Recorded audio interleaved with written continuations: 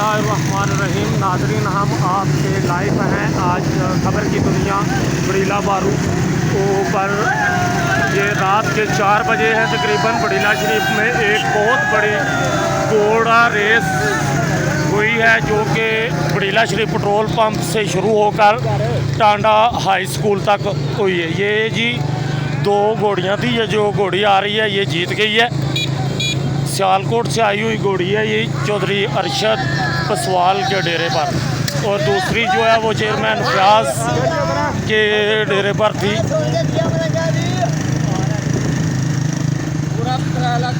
ये जी चौधरी आसफ साहब,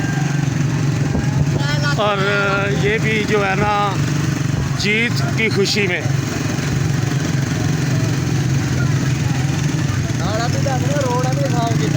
जी बिल्कुल, ये इंतज़ामिया के सरकर्दा लोग हैं जी। इनकी निगरानी में ये घोड़ा दौड़ जो है ना वो हुई है।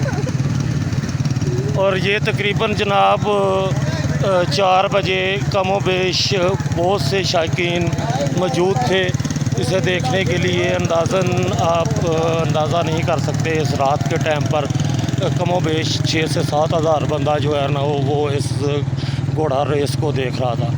और बहुत गहमा गहमी है रोड पर।